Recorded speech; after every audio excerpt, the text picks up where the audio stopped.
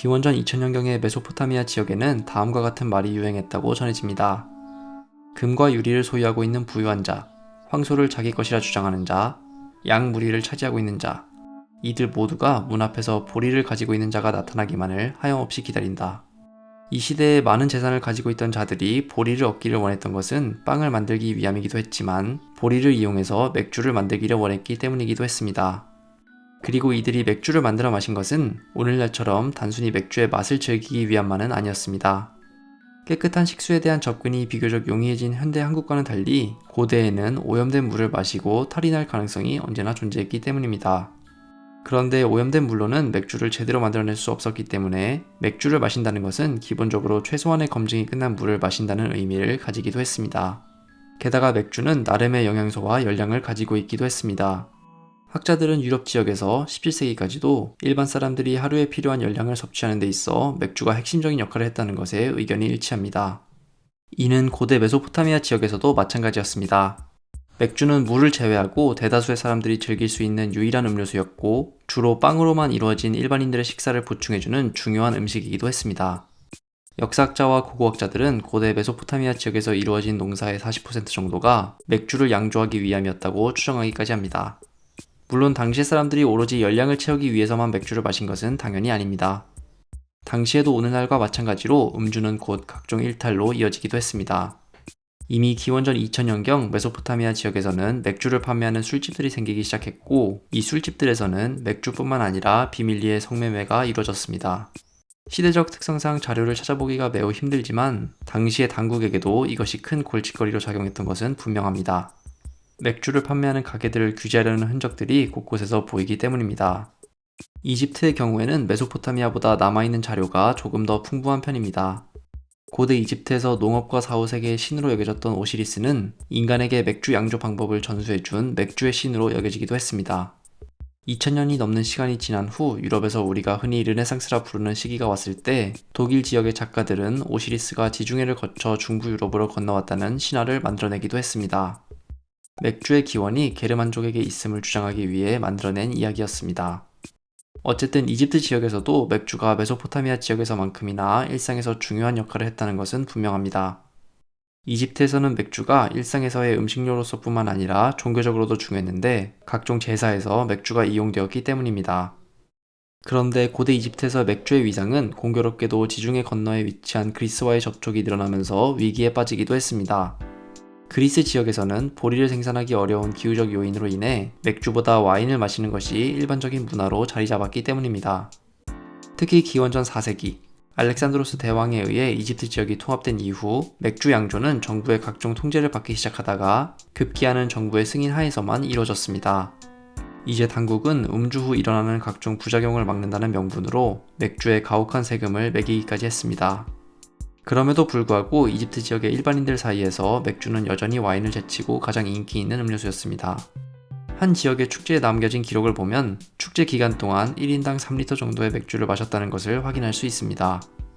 한편 이렇게 메소포타미아와 이집트 지역에서 좋은 기후 조건을 바탕으로 질 좋은 맥주를 만들어내고 있을 때 전혀 다른 척박한 조건 속에서 어렵게 맥주를 만들어 마시고 있던 이들이 있었습니다. 바로 중부 유럽에 있던 켈트족이었습니다. 기원전 1세기경 그리스의 지식인이었던 포세이도니어스가 켈트족의 모임에 대해 남긴 기록은 다음과 같습니다. 상류층은 마르세유나 이탈리아 지역에서 수입한 와인을 마신다. 그 다음으로 부유한 이들은 꿀을 탄 밀맥주를 마신다. 그러나 대다수의 하층민들은 가장 간단한 맥주를 마시는데 하나의 큰 컵의 맥주를 따른 다음에 다 같이 마신다. 한 사람은 한 번 마실 때 입에 넘칠 만큼 많이 마셔서는 안 되고 모두가 규칙적으로 돌아가면서 마신다. 켈트족의 하층민들이 마신 맥주에 대해서 남겨진 모든 기록들은 맥주에서 약간의 상한 맛이 났다고 전하고 있습니다. 그런데 포세이도니오스가 켈트족에 대해서 기록하는 뉘앙스에서도 알 수 있듯이 와인을 주로 마시는 그리스 지역에서는 맥주를 마시는 이들을 야만적이라고 무시하는 풍토가 널리 퍼져 있었습니다. 기후적 특성상 보리를 많이 생산하지 않는 그리스 지역에서는 맥주 생산이 활발하지 않았고 이는 곧 맥주를 마시는 이를 그리스 문화와는 동떨어진 이방인으로 여기는 문화로 이어졌기 때문입니다.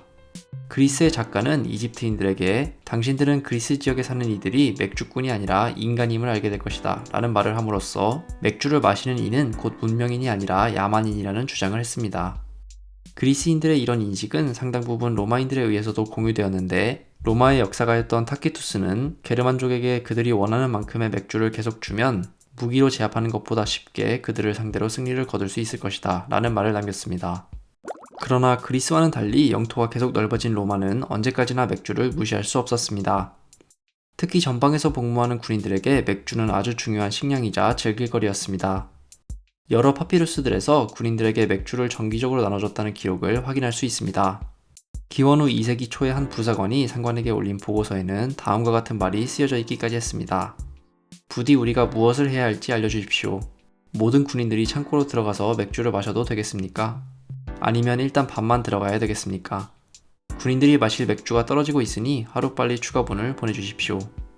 이처럼 넓게 펼쳐진 국경에 있는 군인들에게 맥주를 보급해야 했기 때문에 로마 시대에는 시간이 지나면서 점차 국경 인근의 지방을 중심으로 전문적인 맥주 양조장들이 생겨나기 시작했습니다. 이들은 정부로부터 돈을 받고 군인들에게 맥주를 보급했고, 따라서 지방의 경제에서 그 자체로 중요한 산업이 되었습니다. 한편 기원전 4세기가 지나면서 점차적으로 로마를 위기에 빠뜨렸던 게르만족들에게 있어서 맥주는 그야말로 없어서는 안 되는 것이었습니다. 게르만족은 식사는 물론 각종 의례와 축제에서도 모두 맥주를 마셨고, 맥주를 양조하는 것 자체가 게르만 여성들의 가장 중요한 임무 중 하나였습니다. 남녀의 약혼을 주변인들에게 알리는 축제 자리를 맥주 자리라고 부를 정도였으니 게르만족의 맥주 사랑이 어느 정도였을지는 쉽게 짐작할 수 있습니다. 게르만족들은 모임이 있을 때 사회적 서열에 따라 자리를 정해 앉은 다음에 맥주를 마셨고, 공동체에 새로운 이가 들어왔을 때는 어디에 앉을지를 정하기 위해 어떤 방식으로든지 서열을 정해주었습니다. 이는 주로 지금까지 전투에서 세운 공을 서로 평가해보면서 이루어졌습니다. 이 과정에서 주먹다짐이 심심치 않게 일어난 것은 당연했습니다. 이 과정을 거친 후에야 새로 들어온 이는 일명 음주 공동체에 편입될 수 있었습니다.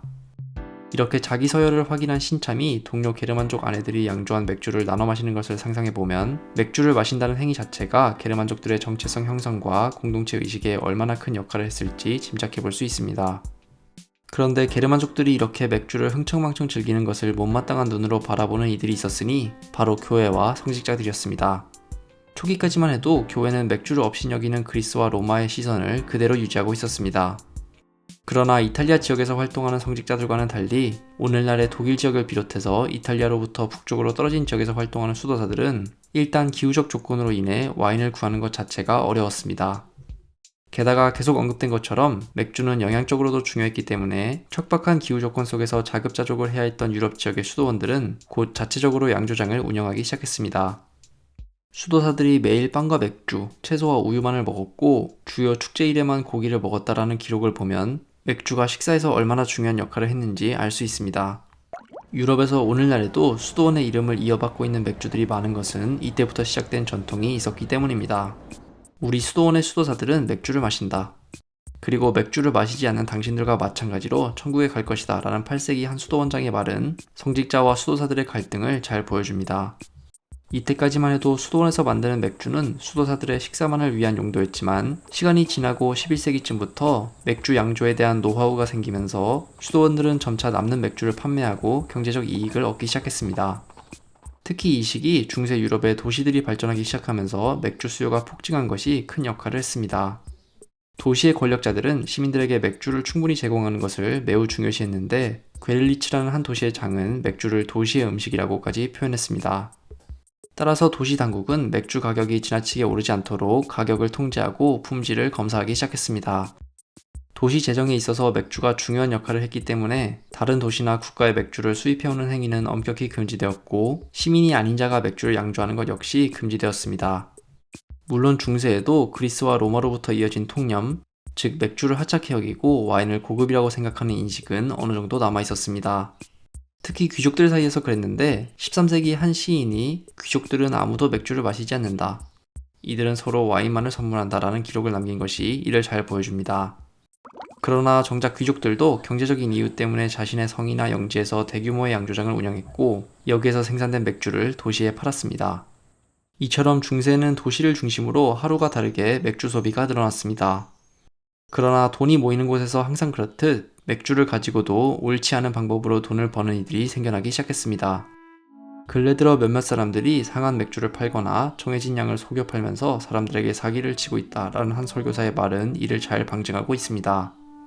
결국 고대 시기 주로 생존을 위해 필요한 열량을 채우기 위해 마시기 시작했던 맥주는 시간이 지나 중세에 이르러 점차 단순한 음료를 넘어서 경제적, 사회적, 그리고 문화적 의미를 가진 일종의 상품이 되어가고 있었습니다. 그리고 이 과정에서 생기는 부작용에 대한 시민들의 반발도 점차 커지고 있었습니다.